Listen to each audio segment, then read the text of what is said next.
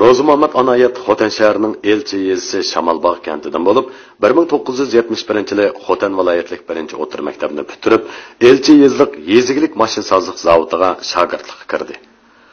U bu jarayonda remontchilikni ko'ngil qo'yib o'rganib, ko'zga ko'ringan remontchi bo'lib qoldi. Aradan 26 yil o'tib, 1997-yilga kelganda Rozi Muhammad zavoddan ayrilib, o'z oldiga remontxona ochdi. Rozi Muhammad 1997-yildan boshlab kashfiyot ishlari bilan shug'ullanishga boshlagan bo'lib, hozir qadar ilgari kiyim bo'lib, 7 turli kashfiyot yaratib, yuqori darajalik o'rinlar va atrofidagilarning belgilik muayyanlashtirishiga erishdi. Rozi Muhammad biz tanishtirmoqchi bo'lgan avtomobillarning may tejash qurilmasini 2002-yili tasodifiy bir fursatda tunji qitim yasab chiqdi. Ba'zi shu may prakash denolog kontrol qilmagan mashinalarning may tangshash qurilmasini sirtqi tarafdan tangshash imkoniyati bo'lmaganlikdan buni kontrol qilishda faqatlam shu denolog kontrol qilmaganlikdan buni sirtqi tangshash o'rni yo'q.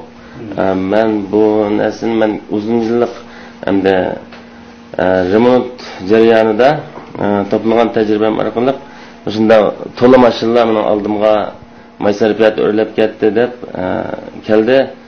Men konu tokchi bo'lganligim uchun boshqalarni bir shu Rozi Muhammad akanaga borsanglar shular amal qilib turdi deb avatganlikdan mening buning beshim qatib buning bir tangshish qurilmasi saplamasak bo'lmaydigan degan tunishkanlarga kelib men bu qurilmani bir mashinaga sinab qildim. Bu bir tashkil idorasininki ishchi mashinasi ekan.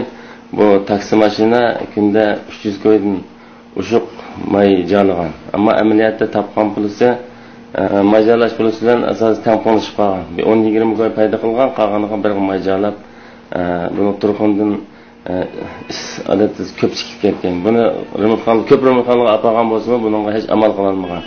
Shu sababdan men bunga bir qurilma ishlay deb kecha uxlamay o'tirib bir necha kecha ichida men shu binasini yasab chiqib, mashina o'rnatib, dastlab qadamda bu mashinaga o'rnatgandan keyin buningga ko'rinarli maytajiganligi ma'lum bo'ldi. Shundan boshlab shofirlar o'zaro bisi-birga deb men bu qurilmani texnik mukammallashtirib yasash iqtidorini o'zgartirib, ba'zi bir bo'lmaydigan joylarini men tekshirib chiqib, men bu qurilmani yasab chiqdim. 3 yil buni to'xtamasdan izlanib, mashinalarga silib, shunda qildim. Keyin buni mashinalarga qachalash, endi bozorga yuzlangudek bu narsa deb mashinalarga endi boshqa joylarga chiqarsam, buni asli sim kesib, sim yo'lga solganlikdan buni boshqalar buni qurashtirishga tas keldi. Shuning uchun men buni Ishkirdagi danglik zavodlarga yastab, buni sashurlik qilib o'zgartirib, mashinalarga silishga qulaylik qilib ishlab chiqdim. Buni hozir mashinalarga solganda bir qitim ko'rgan odamlar kompyuterninki sazosini sug'urib shu joyga o'rinlashtirsa, o'ngaylan bekib keladi va elib o'tishmi o'ngaylik va silishmi o'ngay shunday bir sharoit hozirlanib, hozir bu mashinaga silish nihoyatda o'ngay sharoitga erishdi. Men buningdan 1800 dan ortiq mashinaga qachilab bo'ldim. 2003-yili Rozi Muhammad kashf qilgan avtomobillarning may tejash qurilmasi Shangang xalqaro patent yarmarkasi tarafidan oltin medalga erishdi. Hamda patent qiymati 16,257,390 dollar qilib bekitildi. Shundaqla Shangang xalqaro patent yarmarkasi tarafidan oliy injinirlikka taklif qilindi.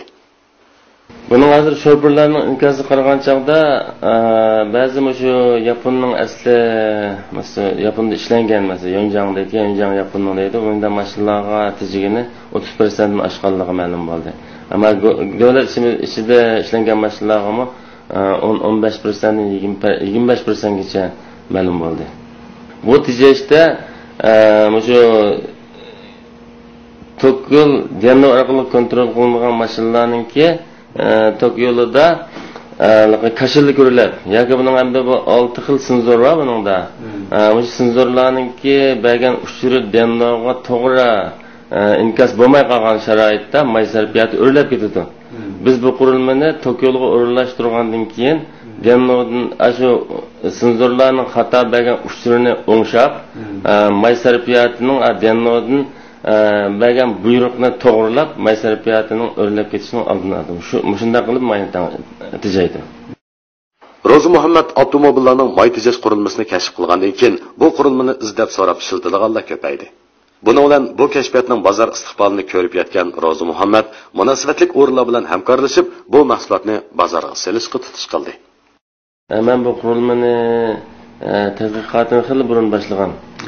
Boshlab mashinani qachilashda 2005 yildan boshlab rasmiy o'rnatilishga kirishdi.